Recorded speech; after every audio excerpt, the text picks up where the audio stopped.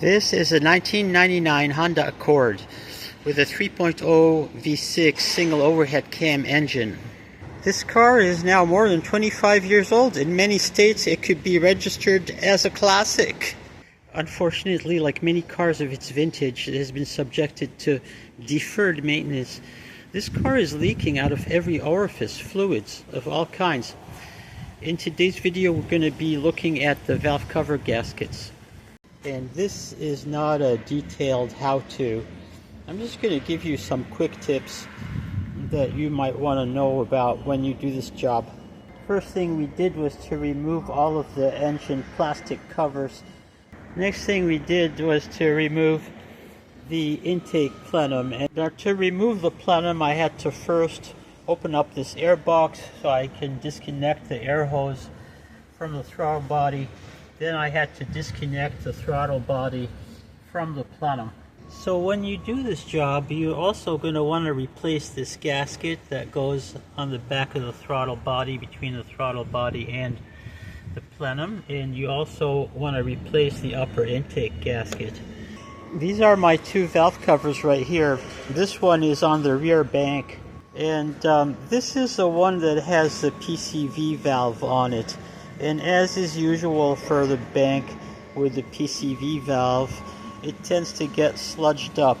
Look at the difference between the two.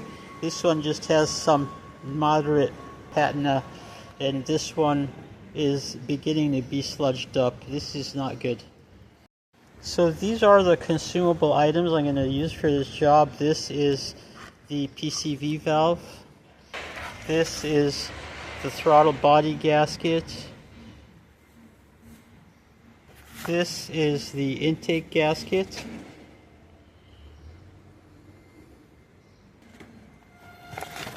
And these are the valve cover gaskets. It's a Beck-Arnoley part, and it has the grommets for the spark plug tubes and also the grommets for the fastener bolts.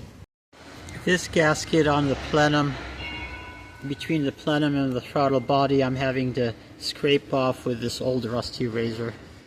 For these old sticky gaskets, it helps to spray a little bit of this penetrating oil around the edges, let it seep in, and that helps to peel it off more easily.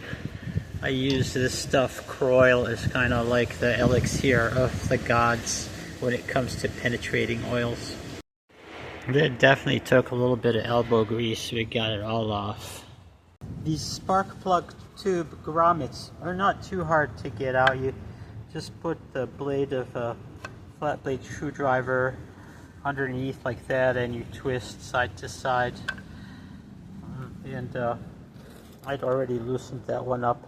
PCV valve goes right in here in this opening, and this is the new PCV valve. This is what's left of the old PCV valve. It just fell apart when I tried to pull it out, and this is the old grommet for the PCV valve, and decided to pull it also. Now you have to be a little bit ingenious to get this grommet out of here without dropping it down into the valve cover, into the air oil separator. And if you do manage to make it fall down there, then you have to be doubly ingenious to get it out. So just try to be careful when you try to get this out, and it helps that you use something like a pick so you can get a firm grip, or rather something like this is even better, so you can harpoon it and pull it out. And this right here is the replacement grommet, and you can get one of these at almost any parts store. So there we go, PCV valve and grommet, brand new. The trick for getting these new spark plug tube grommets nice and secure is first you put your valve cover on a couple of blocks of wood like this, tilt it down in this direction, okay? works like this. You take an old tube sprocket, then you take a hammer, rubber mallet, and you just tap it with a little bit of conviction, and this sets it in. This is one of the valve cover bolts, and it has the original or old grommet on it. And this is the new grommet. So to get this off, the first thing I want to do is take a little screwdriver. I want to separate the metal cover from the rubber insulator. Okay, so there I've got them apart. The next step is I get any kind of good cutting tool. I'm going to use this little bolt cutter, and I just snip this rubber insulator. Just snip it off.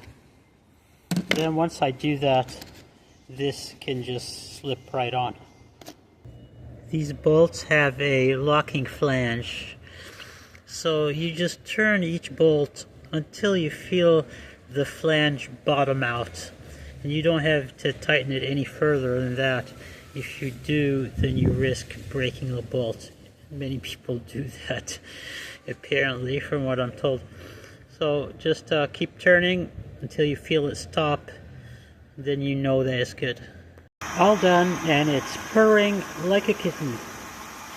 If you have any questions or comments on this video, please leave them below in the comments section.